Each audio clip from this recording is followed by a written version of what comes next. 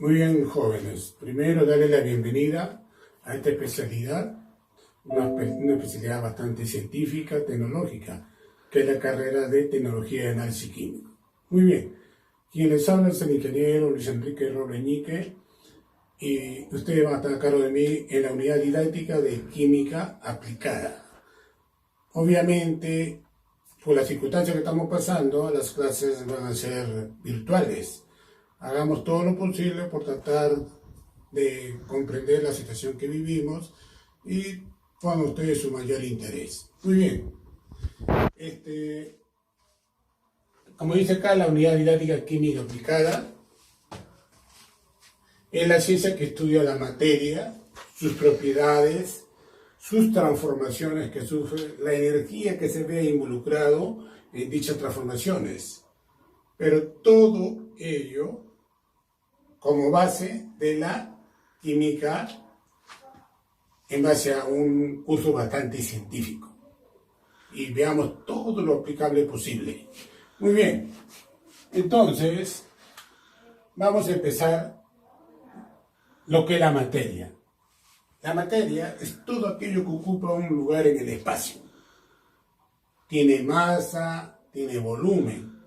O sea, en otras palabras, todo lo que ocurra con él es el estudio que vamos a hacer y sus aplicaciones. Porque lo que nos interesa a nosotros es en cómo lo vamos a aplicar todo lo que pase con él. Muy bien. Y para ello, la materia se clasifica en mezclas y sustancia pura. O sea, hay dos clasificaciones, dos tipos. Para ello, he hecho este pequeño mapa conceptual en el cual la materia se divide, vamos a poner acá, en mezcla y sustancia pura. ¿Ven? Ahora, la mezcla está formado por varios elementos compuestos. Es posible separarlos por métodos físicos a sustancias puras, ¿no? A la vez la mezcla se divide en homogénea y heterogénea. Homogénea se nota una sola fase. O sea, por ejemplo, un poco de sal en agua, se va a notar una sola fase, lo que generalmente vamos a llamar solución o disoluciones. Ahora, acá está la solución. Y la solución está formada por un solvente y un soluto. Podemos tener varios ejemplos. Aleaciones, aire, azúcar más agua, o como les dije antes, ¿no? Sal más agua. Eso viene a ser una mezcla homogénea, donde solo se nota una fase. Una mezcla heterogénea, ahí sí. Es bastante perceptible ver que hay dos o más fases, en la cual, por alguna razón, no se mezclan ahí. Miren, el granito, el hierro con azufre. Por ejemplo, las suspensiones, el yeso con el agua, grasa más agua, los colores, la pomada, la mayonesa, la gelatina, más amor. Entonces, ahí estamos clasificando lo que son una mezcla heterogénea. La sustancia pura se divide en compuesto y elemento. Miren, pero un compuesto es posible separarlo por métodos químicos. O sea, un compuesto puede ser separado en sus elementos. ¿Ven? Ahora, el compuesto a su vez se divide en iónico molecular. Iónico, estamos hablando ya de iones. Por ejemplo, el cloruro de sodio, ¿no? Si nosotros le echamos un poquito de agua, este se va a descomponer en iones. Van a aparecer cargas positivas y negativas. Cloruro de sodio. Molecular, el azúcar, por ejemplo, la glucosa. Si yo echo azúcar en moléculas, se va a dispersar en un medio. ¿Por qué? En forma de moléculas. Lo que tienen ellos es que son átomos diferentes. Como ven, acá está el sodio, el cloro, acá está el carbono, el hidrógeno, oxígeno. Átomos diferentes. El elemento, tenemos molécula y átomo. Miren, la molécula, por ejemplo, el oxígeno que respiramos, el nitrógeno, que es parte del aire. Y así tenemos moléculas formadas por el mismo átomo. El átomo el sodio, el potasio, el calcio. ¿Ven? Átomos iguales. Entonces, acá tenemos más o menos generalizado lo que viene a ser la materia y su clasificación. Ahora, otra parte importante acá son las propiedades. Las propiedades que les hemos clasificado, propiedades físicas, propiedades químicas. Vamos a ver, en las propiedades físicas tenemos también una subclasificación. Las propiedades generales o también llamadas extensivas, en las cuales tenemos, por ejemplo, además del peso tenemos inercia, resistencia que pone un cuerpo a sufrir un cambio en su estado de reposo, ¿no? Para que él salga de su estado de reposo tienen que intervenir fuerzas externas a él para moverlo de ahí. Extensión tiene que ver con la cantidad de masa dada, tiene que ver mucho con la existencia real de las cosas, o sea, su existencia física. Impenetrabilidad. Dos cuerpos no pueden ocupar el mismo espacio a la vez. Por ejemplo, si esta habitación está llena de aire, tendría que abrir todas las puertas, ventanas para que el aire circule, venga otro poco de aire y ocupe ese espacio. Pero una vez que este ambiente esté lleno, ya no puede entrar a la vez a la misma habitación. Por ejemplo, discontinuidad. La materia presenta vacíos. O también la podemos llamar, como comúnmente lo conocemos, porosidad, ¿no? Tiene poros, como una esponja que tiene huequitos. Entonces, a esto se refiere con discontinuidad. Indestructibilidad. La materia no se crea ni se destruye, solo se transforma. ¿Quién dijo eso? Antoine Laurent Lavoisier. Es el que dice, o que dijo en su época, la materia no se crea ni se destruye, solo se transforma. ¿Ven? Divisibilidad. La materia puede fraccionarse, se puede dividirse. Como ven, son propiedades pues de toda materia, de todo cuerpo.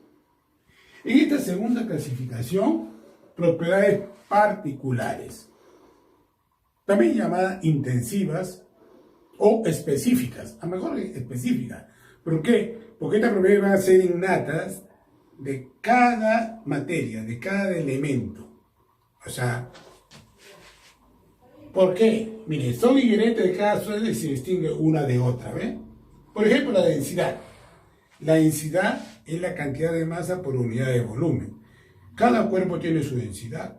Y esto también a mí me sirve para poder, más adelante ustedes van a ver, que la densidad me va a indicar si una sustancia es pura. Pura, o tiene ahí algo que está contaminando, o algo que han hecho. Por ejemplo, me gustaría determinar si la leche que compro es pura. ¿Ven? Quiero saber realmente si el alcohol que compro a la farmacia es de 96 grados. Entonces, una de las propiedades es la densidad.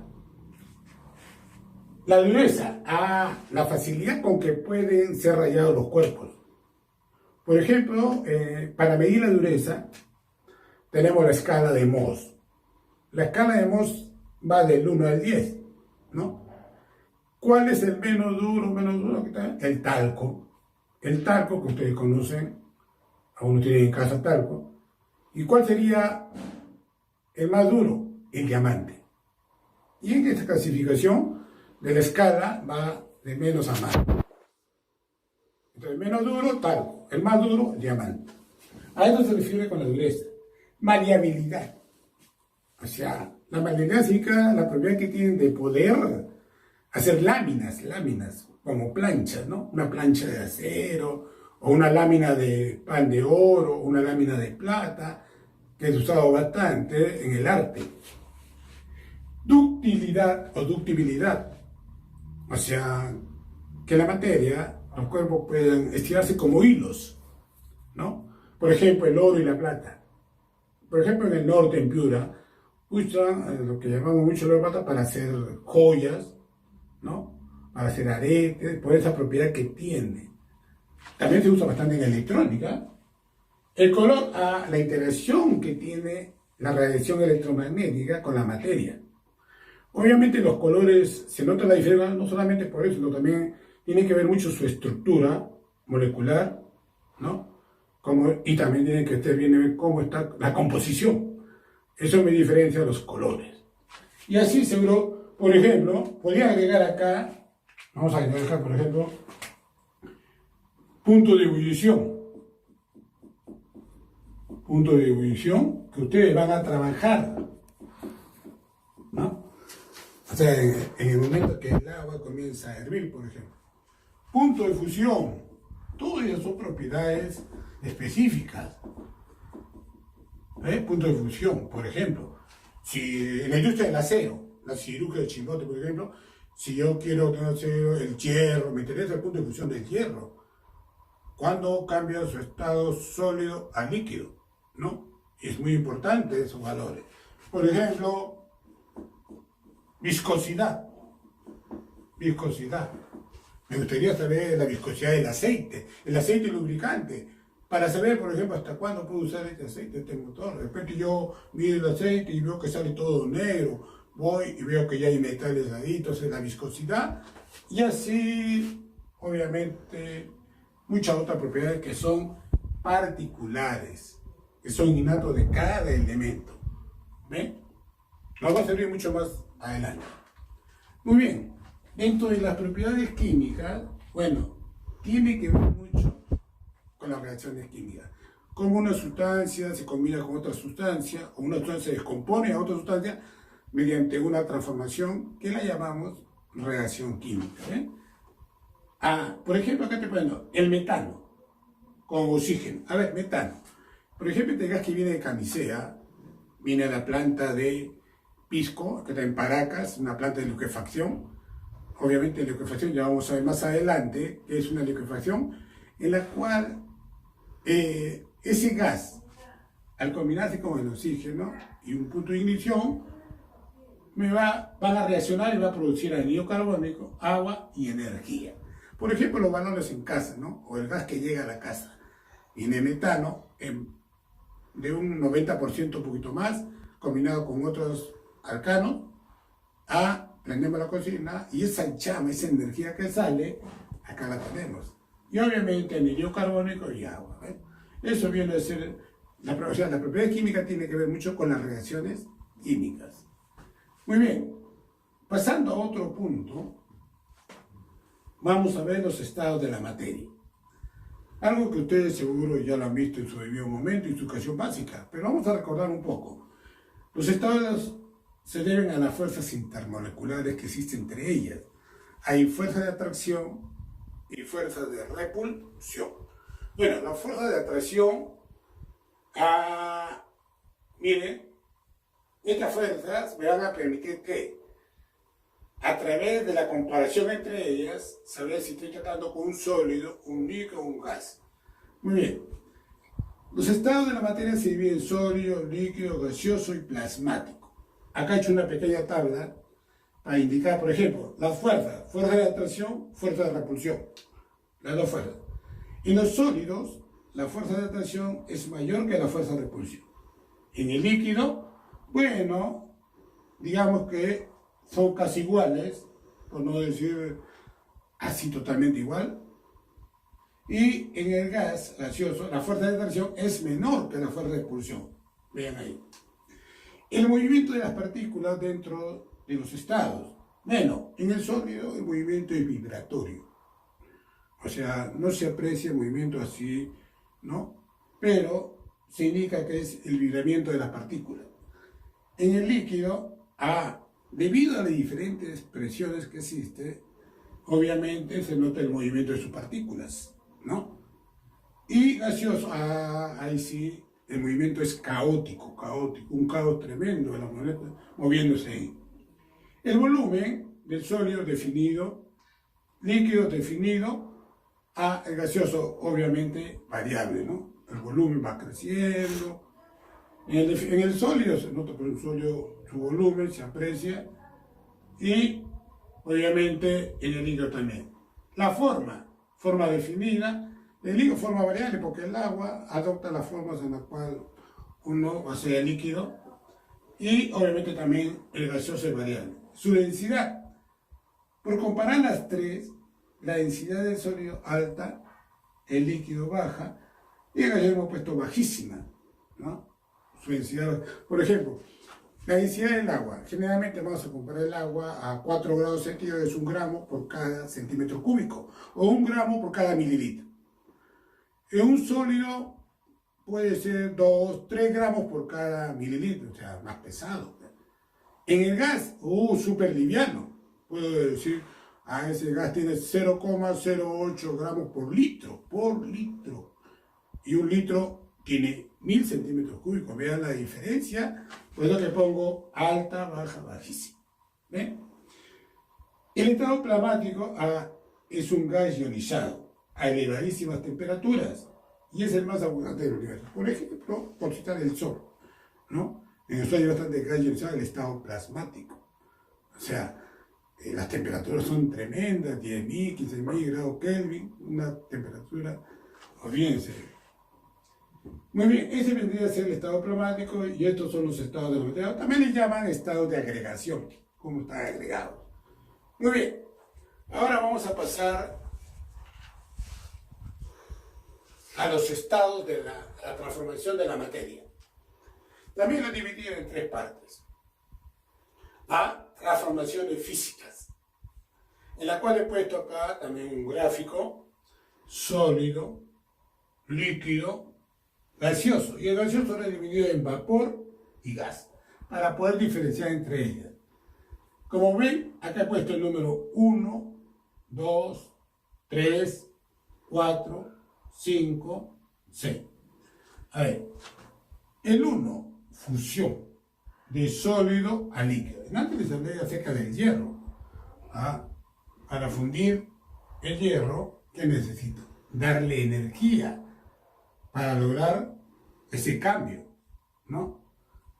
Del sólido al líquido, está como la flecha que indica acá. Por eso que acá dice absorción de energía, para que ocurra el cambio de aquí a acá. Lo contrario, si yo paso de líquido a sólido, el número 2, solidificación. O sea, este líquido que se convierta en sólido. Por ejemplo, el agua, líquido. Si pasa sobre el que decimos, hielo. ¿Ven? Ese cambio. De líquido a vapor. El número 3, vaporización. Viene de vapor. Es el cambio que ocurre del estado líquido al estado vapor, que obviamente es un gas, ¿no? Por ejemplo, cuando el agua hierve, uno pone su tetera ahí, el líquido comienza a vaporizarse, sale el vapor por el pico, y estamos notando el cambio ahí. Lo contrario, de gaseosa a líquido, el número 4, condensación, la lluvia. Ahí está la nube, cuando la temperatura va descendiendo, entonces ¿qué ocurre? Una condensación. De gas pasa a líquido. 5, miren, 5, ahora vamos a ver líquido a gas. Gasificación.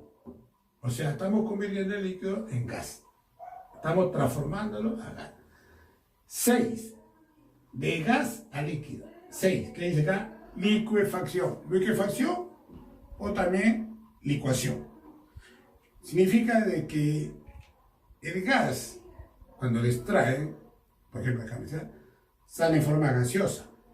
Mediante cambio de presiones, logramos que ese gas pase a líquido. Y eso obviamente se dice en la planta de liquefacción de la ciudad de Paracas, en Pisco, ¿no? Y después ya es transportado para su uso. El 7, miren, acá está el 7. De sólido a gaseoso, sublimación directa.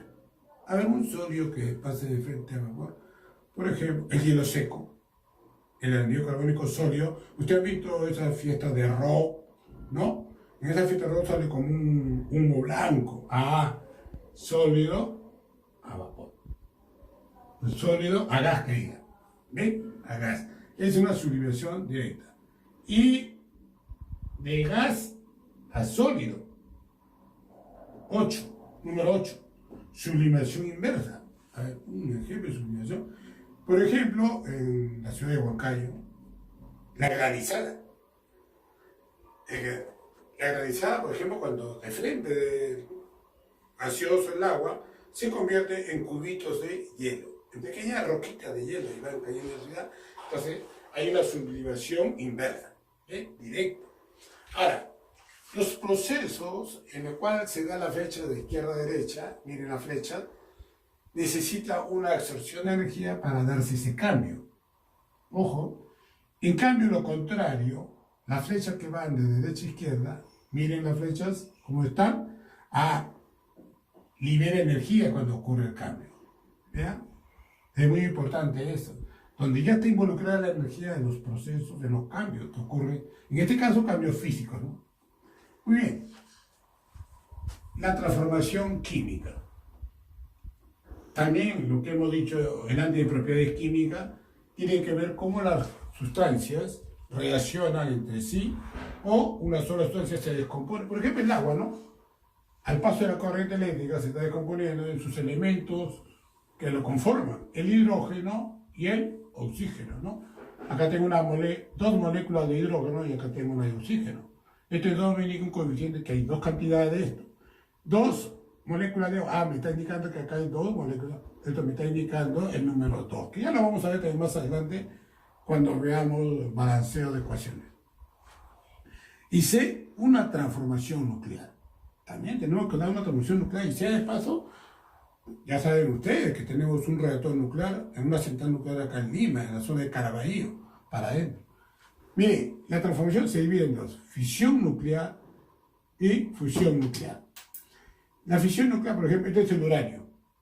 Uranio, esto que viene a ser, que vamos a ver también en la próxima clase, el número atómico. Y esto de acá viene a ser la masa atómica. ¿Bien? O número atómico o número de masa. Miren, este 235 es uno de los isótopos del uranio, que también vamos a llevar después, que al fisionarse vamos a tener xenón, estroncio, neutrones y la energía. La energía, una gran energía. La fusión nuclear, como su mismo nombre, se fusionan. Acá tenemos, por ejemplo, el protio, el tritio. Vamos a poner acá, si guste, este de acá es el protio, este de acá es el tritio, bueno, obviamente que este de acá es el helio. También se fusiona, la helio también, hay una cantidad de energía que está saliendo como producto, ¿no? Reacciones que ocurren comúnmente en el Sol. ¿Ven? Entonces, esas son las transformaciones nucleares. Miren, la química es tan amplia que se ha tenido que dividir en 5. Como decir, 5 químicas que ustedes van a llevar, al menos un 90% de ello, que es la química orgánica. La química orgánica tiene que ver con el carbono y todos sus derivados que salen del carbono. Pero tiene sus excepciones. Por ejemplo, la química orgánica no estudia al ácido carbónico, que tiene carbono. No estudia los carbonatos, carbonatos de calcio, carbonatos de sodio, los bicarbonatos. ¿Por qué? Porque ellos son compuestos inorgánicos. Los óxidos de carbono, por ejemplo, el anhidrido carbónico, el monóxido de carbono, los cianuros, los cianatos, todo eso le compete a otra química, la química inorgánica. La química inorgánica tiene que ver con el estudio de la mayoría de los elementos químicos, ¿no? Por ejemplo, si quiero estudiar los minerales, ¿cómo puedo sacar zinc, cobre? ¿Qué cantidad de zinc, cobre hay en una muestra de mineral? La química inorgánica ve un poquito ese aspecto. La otra química es la química analítica, que también ustedes la van a estudiar. La química analítica cualitativa para identificar los elementos compuestos, la química analítica cuantitativa para identificar la cantidad de él, y la química analítica instrumental, el uso de los instrumentos, ¿no? Nosotros hay un equipo de absorción atómica, tenemos un DECO, un analizador de azufre, de carbono, y tenemos un espectrofotómetro, equipo que han estado llegando poco a poco, todo este equipo de la química analítica instrumental. Luego la otra que ha sido físico-química, que también van a llevar. Acá sí de las propiedades físicas y químicas de los elementos, de los compuestos, llámese de la materia, ¿no? Y también del estudio de la energía involucrada para ver estas propiedades. Porque muchas veces estas propiedades se notan cuando hay fuerzas externas que actúan sobre ellas. Y generalmente son las energías, llámese luminosa, eléctrica, calorífica. Y también las matemáticas. Las matemáticas ayudan a explicar mucho de las propiedades, transformaciones, y de eso se encarga físico-química. Y la otra, la bioquímica, que tiene que ver mucho con los seres vivos, las reacciones químicas dentro de los cuerpos biológicos, las transformaciones que ocurren dentro, por ejemplo, del aparato digestivo.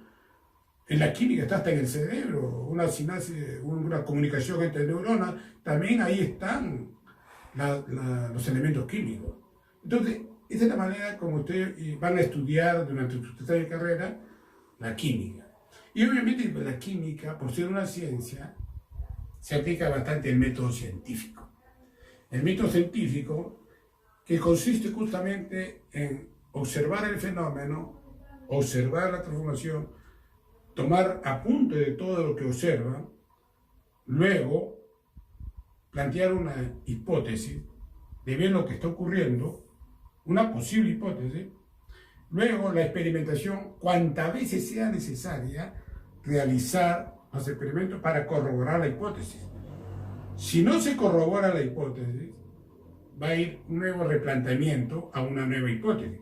Pero si esa hipótesis se mantiene firme, de tantos experimentos que se ha hecho, se ha corroborado, ya estamos hablando de una teoría acerca de lo que está ocurriendo.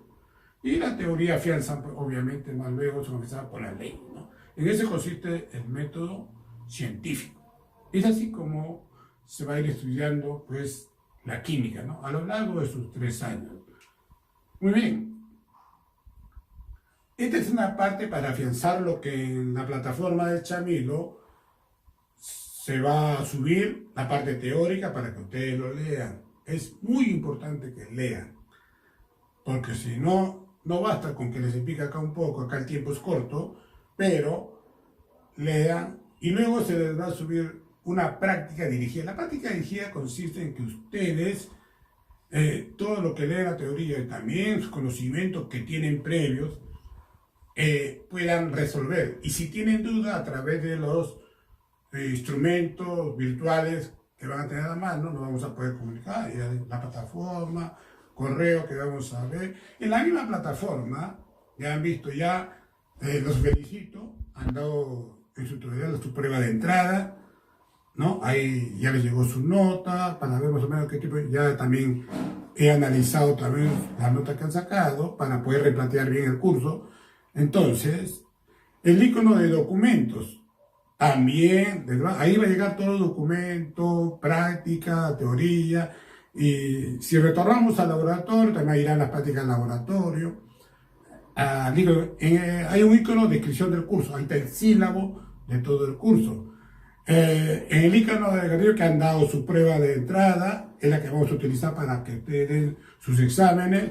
Por ejemplo, documentos compartidos, se les deja trabajos, y a través de documentos compartidos, o también el icono de tareas, ustedes me van a mandar a través de él, o de lo contrario a través del correo también, y también a través de esos iconos se van a devolver las tareas, y va a haber un icono de anuncios, van a estar anunciando constantemente las tareas que vamos a hacer inmediatas. Hay una agenda para que revisen toda la agenda de la semana, y así poco a poco vamos a ir. Hay un icono de enlace, puedo colgar un video que les ayude un poco más a reforzar. Es la manera como vamos a ir resolviendo el curso.